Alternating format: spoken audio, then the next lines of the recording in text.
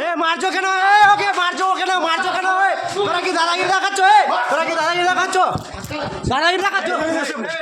একটা ড্রাইভারকে হাত মারছে, দেখো একটা ড্রাইভারকে মারছে, একটা ড্রাইভারকে মারছে এই সিভিল, এই 4টা সিভিল 3টা সিভিল একটা ড্রাইভারকে মারছে। গরুর গাড়ি কি চুরি করা আছে এখানে? এখানে কি চুরি করা আছে? এই তিনজন দেখো জবরদস্তি করে তিনজন মারছে। এখানে দেখো একটা ড্রাইভারকে অনেক মারেছে এরা, দেখো এখানে ঠিক আছে, একটা ড্রাইভারকে 3জন মারলো, 3জন। এই গাড়িটা কি গাড়ির কাগজ ফেলাছে? কি গাড়ির কাগজ ফেলাছে? এই গাড়িটা দেখে নাও। তিনটা টেনে হিচড়ে গাড়ি থেকে নামিয়ে ঘরের মধ্যে ঢুকিয়ে বেধড়ক মারধর করার অভিযোগ হরিশ্চন্দ্রপুর থানার কর্তব্যরত 3 সিভিক ভলেন্টিয়ার্সের বিরুদ্ধে। ঘটনাটি ঘটেছে মালদার রশিদাবাদ গ্রাম পঞ্চায়েতের ভেলাবাড়ি নাকা পয়েন্টে। জখম গাড়ি চালক হরিশ্চন্দ্রপুর গ্রামীণ হাসপাতালে প্রাথমিক চিকিৎসা করার পর থানায় অভিযোগ দায়ের করেছেন চালক। আমাদেরকে বিচার চাই।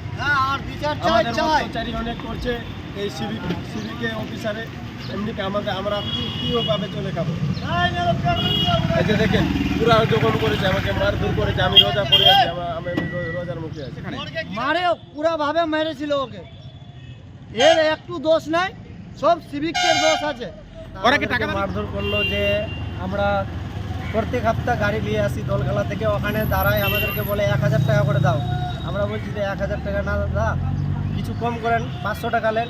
বলছি যে কেন 500 টাকা নিবো? গাড়ি ভরে ভরে গরু নিয়ে যাচ্ছ আর 500 টাকা নিবো? 1000 টাকা লাগবেই। বলছি তাই আমি দিব না 1000 টাকা। ও বলছে যে দিবি না, চলো অফিসে চলো। অফিসে নিয়ে যে আমাদেরকে ওরা 3জন ছিল, আমাদেরকে মারধর অনেক করেছে।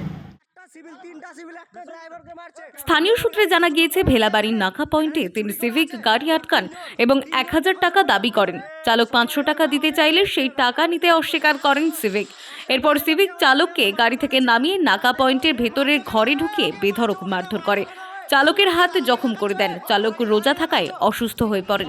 হরিশ্চন্দ্রপুর হাসপাতালে চিকিৎসা করান। অভিযোগ, পুলিশের অনুপস্থিতিতে এভাবে সিভিকরা গাড়ি আটকে জোরপূর্বকভাবে টাকা আদায় করেন। এই অত্যাচার আর কতদিন চলবে সেই প্রশ্ন যেমন তুলেছেন, তারা একইভাবে দ্রুত সমাধান আশা করছেন চালকরা। মালদা থেকে মাধব কুমার মণ্ডলের রিপোর্ট, টাইমলেস ডেপিকশন নিউজ।